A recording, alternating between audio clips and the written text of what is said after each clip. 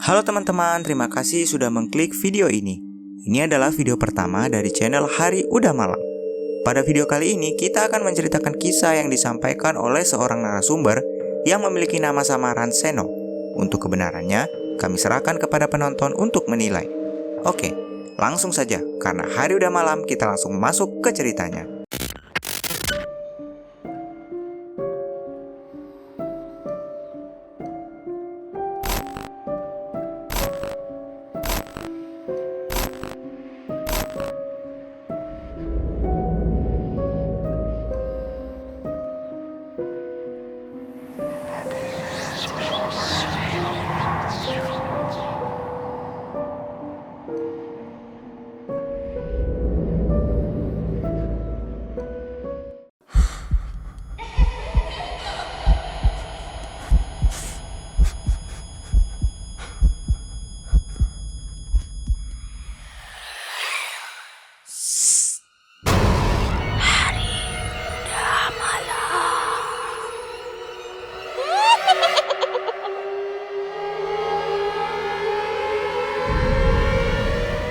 Kisah ini diceritakan oleh Mas Seno tentang pengalamannya melakukan perjanjian pesugihan dengan Ratu Kuntilanak pada tahun 2011 silam.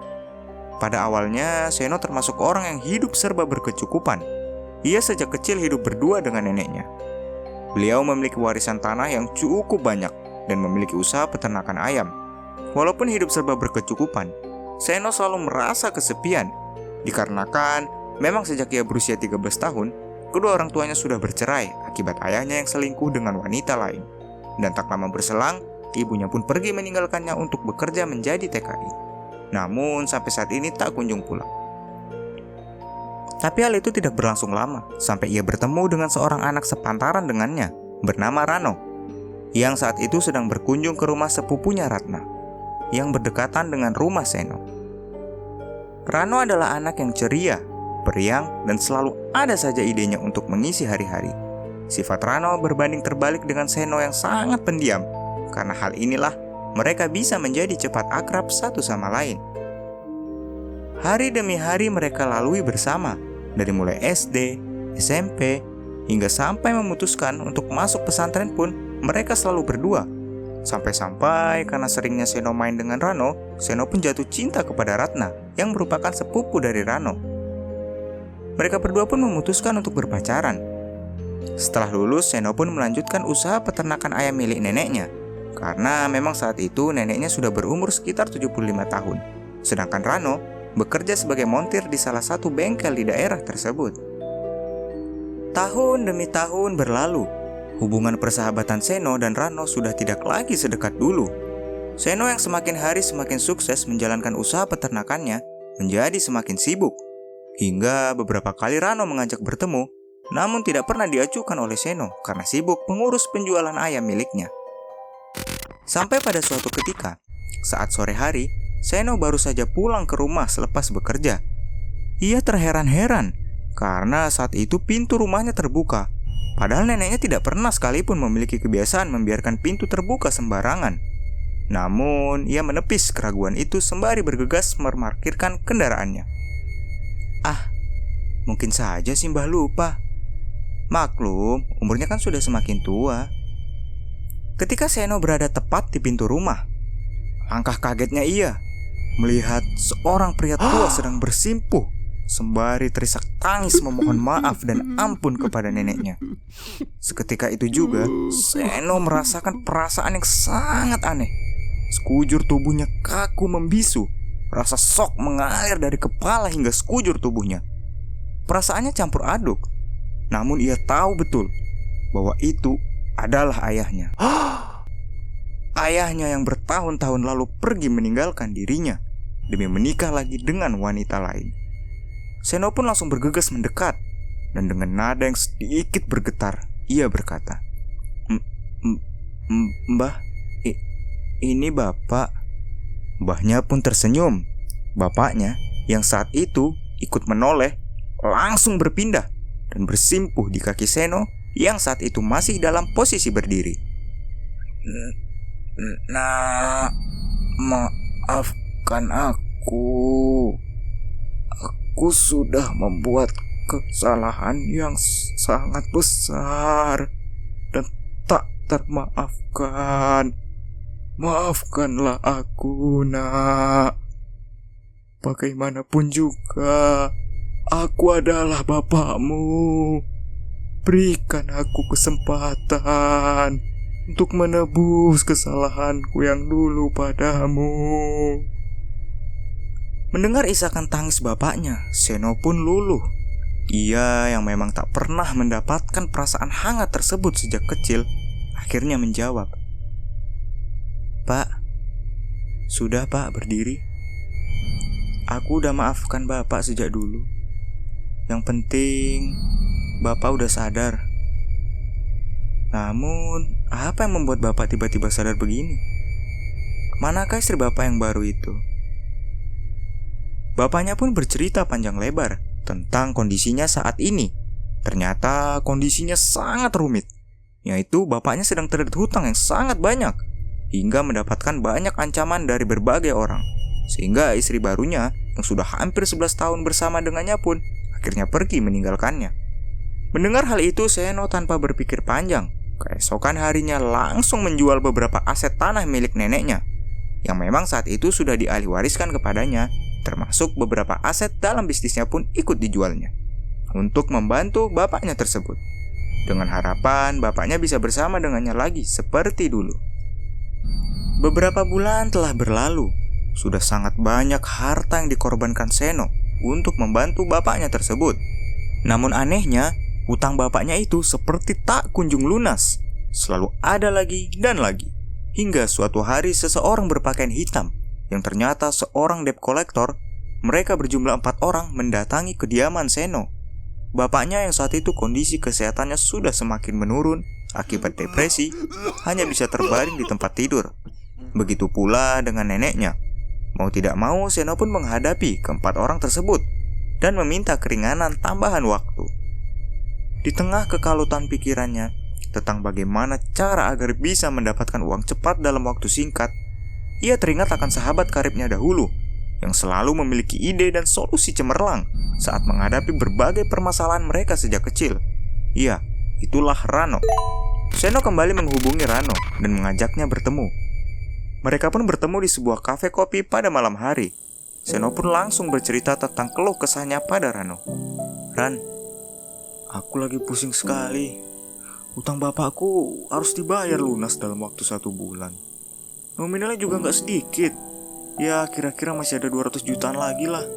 Sedangkan semuanya udah aku jual. Gak ada lagi yang tersisa. Aduh, aku harus apa ya, Ran? Kamu kira-kira ada solusi gak ya?" Walah, no. Nyari uang sebanyak itu dalam waktu 1 bulan yang mustahil. Kamu sendiri kan juga tahu, aku ini cuma karyawan bengkel, duit dari mana? Seno pun tertunduk lesu, hingga suasana hening sejenak menyelimuti mereka berdua. Hingga tiba-tiba Rano memecah keheningan tersebut. "No, gimana kalau kamu ritual pesugihan Ratu Kuntilanak saja? Aku pernah dengar dulu salah satu konco bengkelku pernah melakukannya di lereng gunung sana dengan seorang wanita tua. Sekarang walah, dia udah resign dan terakhir ketemu, wah, udah punya rumah dan mobil. Kamu coba saja, no. Toh kita ini juga nggak alim-alim banget. Pesantren pun dulu suka kabur." Seno yang tanpa berpikir panjang langsung saja mengiyakan jawaban sahabatnya itu. Meskipun di dalam hatinya ia kurang percaya dengan hal-hal mistis semacam itu. Tapi karena keadaan sudah semakin mendesak, apa boleh buat, semua jalan akan ia tempuh demi bisa melunasi hutang bapaknya tersebut. Rano pun segera menghubungi teman yang bernama Ujang untuk meminta alamat dari wanita tua itu, yang merupakan perantara untuk melakukan perjanjian pesugihan dengan Ratu Kuntilanak. Panjang lebar Rano menjelaskan, hingga akhirnya temannya itu bersedia memberikan alamat sang wanita tua itu. "Nah, ini alamatnya ya. Nanti sampai di sana, kamu tanya aja sama warga di mana rumahnya Mbah Dar. Aku lagi nggak bisa ngantar. Kerjaan bengkel lagi numpuk nih.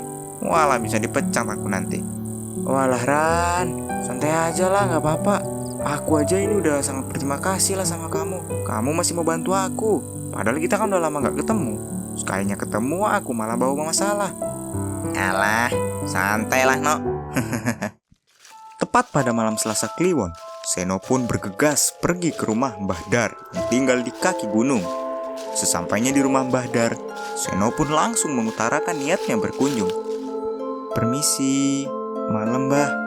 Mohon maaf Mbah, kedatanganku ke sini bermaksud untuk meminta tolong agar Mbah berkenan untuk membantuku melakukan ritual pesugihan Ratu Kuntilanak.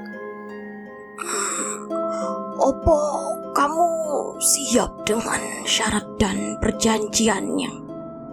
Kalau kamu langgar dan terjadi apa-apa denganmu, aku gak tanggung jawab. Syaratnya apa Mbah? Apa harus menggunakan tumbal? Aduh, sebelumnya maaf Mbah, kalau menggunakan tumbal apa tidak ada cara lain ya? Aduh, aku ini orangnya penakut Mbah, apalagi harus menumbalkan orang. Aduh, gak bisa aku kayaknya Mbah. Mendengar perkataan Seno itu pun, Mbah Dar langsung tertawa terbahak-bahak. Kamu ini dable ya. Aku kan belum menyebutkan syaratnya. Syaratnya mudah. Setiap malam Selasa Kliwon, kamu cukup melayani sang ratu saja dengan cara berbaringlah di depan pohon pisang tanpa mengenakan sehelai baju apapun. Lalu letakkan rambut ini di atas perutmu. Setelah sang ratu datang, maka layanilah dia. Kau harus rutin melakukannya setiap Selasa Kliwon. Jika tidak, kau tanggung sendiri akibatnya. Seno yang lagi-lagi tanpa berpikir panjang langsung segera pulang dan bergegas untuk melakukan ritual tersebut. Karena saat itu memang sudah Selasa Kliwon dan kebetulan di belakang halaman rumahnya banyak tertanam pohon pisang.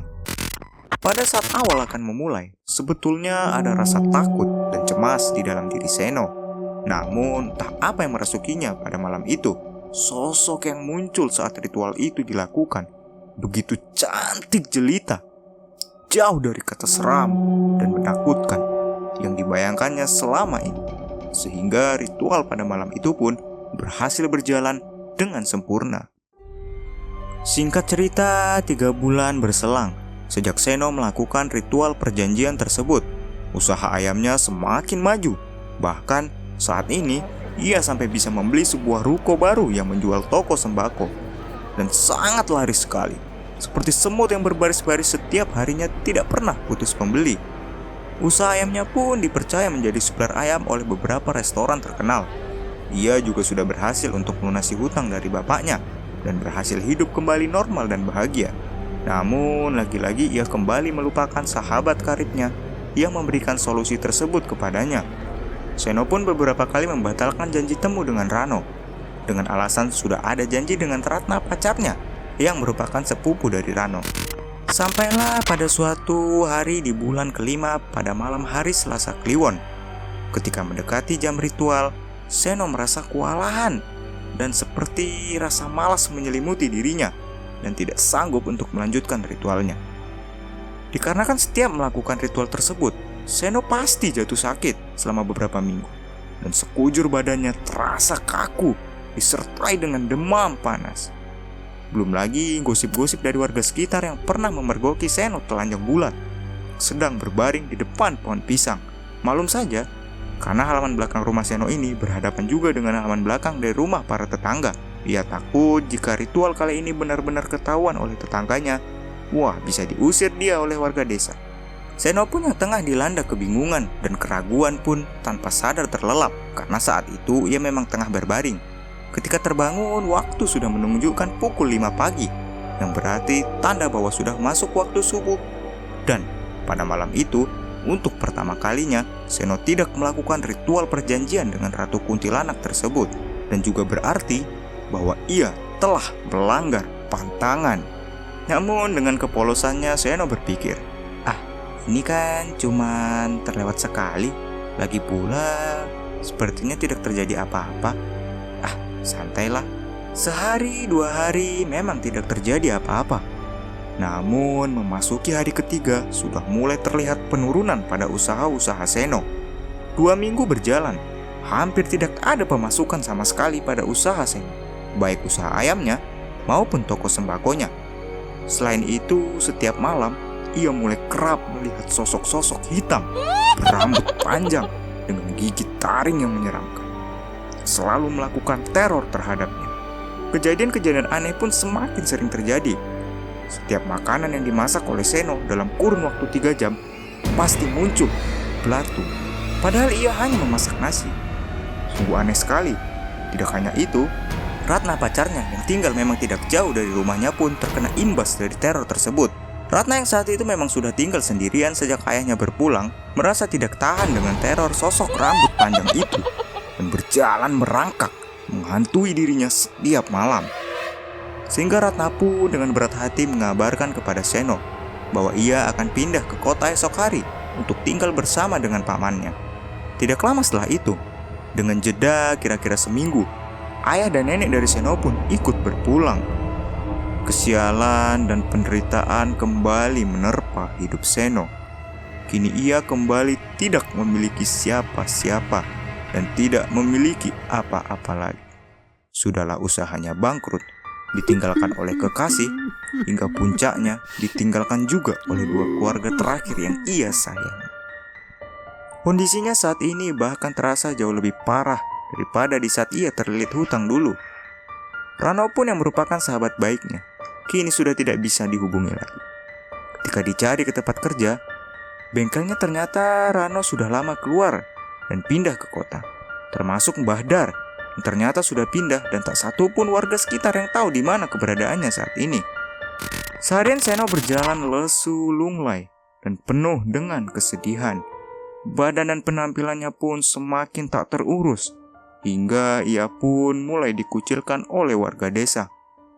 Bagaimana tidak, setiap malam ia tak pernah bisa tidur karena selalu dihantui. Saat pagi tiba, ia pun sudah tak punya apa-apa lagi. Bahkan hanya untuk sekedar makan saja, sudah tak ada lagi. Karena semua usaha dan hartanya telah ludes, habis, tak bersisa. Seno pun mulai bertingkah seperti orang gila. Ia berjalan ke sana kemari tanpa tahu arah dan tujuan. Hingga pada akhirnya pada suatu hari sekitar pukul 3:30 subuh, Seno yang memang selalu ketakutan dan tidak pernah bisa tidur di rumahnya, memutuskan berhenti di sebuah masjid. Setelah berjalan tanpa arah semalaman, azan subuh pun berkumandang. Pada awalnya ia yang hanya sekedar diam memperhatikan orang berdatangan ke masjid, mulai tergerak hatinya untuk kembali melaksanakan ibadah sholat. Karena memang sudah lama sekali ia jauh dari agamanya dan tidak pernah melaksanakan sholat lagi. Setelah selesai sholat, Seno pun berdiam diri cukup lama di dalam masjid.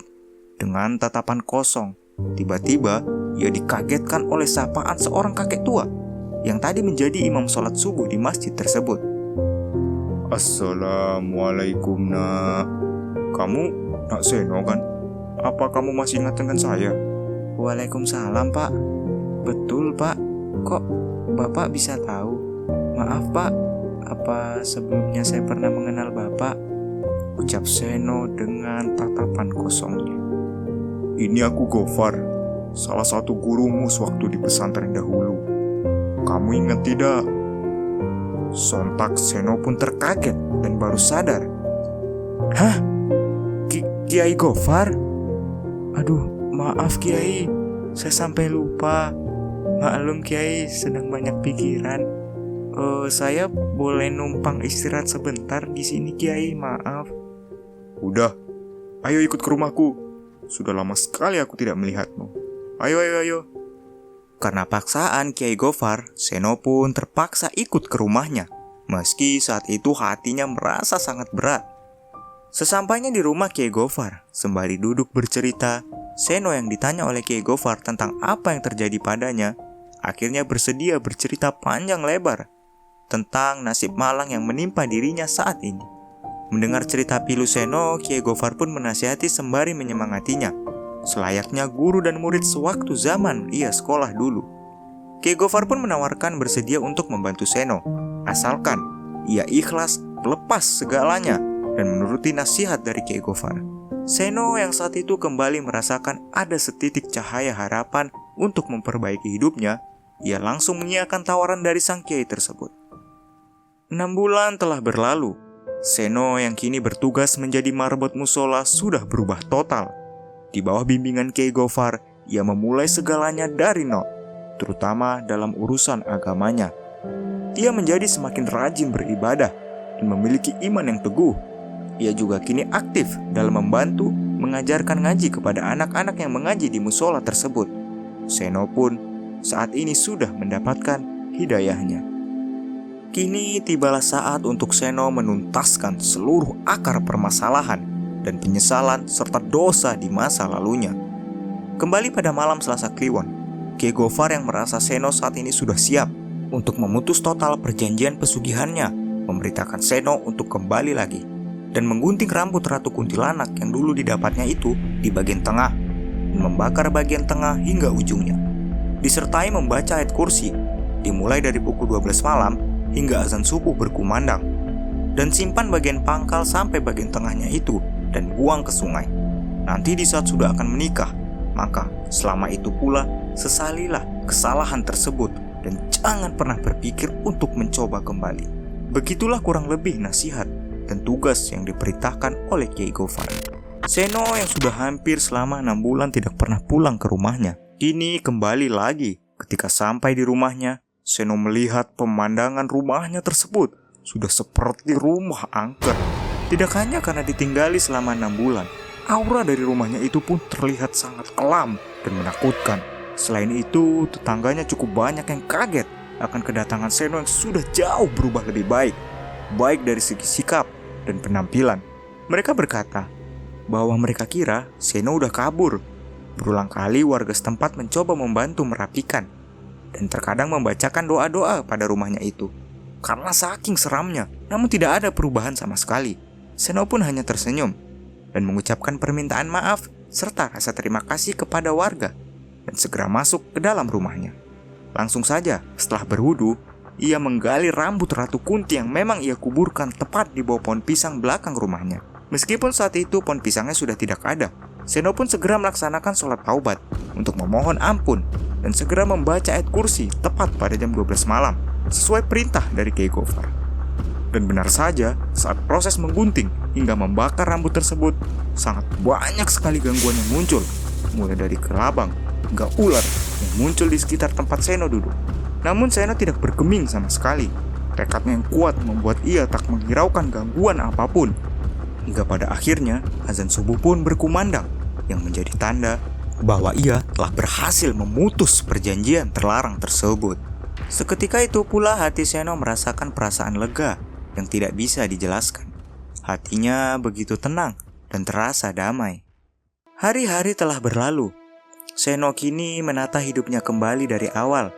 Ia memutuskan untuk menjual rumahnya tersebut kepada seseorang juragan tanah yang berniat menjadikan rumahnya sebagai lahan untuk berkebun. Kini ia berjualan siomay kecil-kecilan dan terkadang menjadi buruh kasar. Walaupun hasilnya tidak sebesar yang dulu, tapi Seno bersyukur kepada Tuhan sudah diberi kesempatan untuk bisa hidup dengan benar. Namun masih ada satu kejanggalan di hati kecilnya mengenai keberadaan kekasihnya Ratna dan juga sahabat baiknya Rano yang sudah tidak bisa dihubungi sama sekali. Ia merasa kepergian mereka berdua dahulu terlalu mendadak dan berbarengan. Namun meskipun begitu, ia selalu berharap suatu saat nanti bisa bertemu kembali dengan mereka, walaupun hanya sesaat untuk sekedar mengucapkan kata permintaan maaf. Oke, terima kasih untuk teman-teman semua yang sudah menonton. Semoga terhibur dan semoga kita semua bisa memetik hikmah dan pembelajaran dari kisah Mas Seno. Jangan lupa klik subscribe, like, dan nyalakan lonceng notifikasi agar tidak ketinggalan cerita lainnya. Sampai bertemu di video selanjutnya.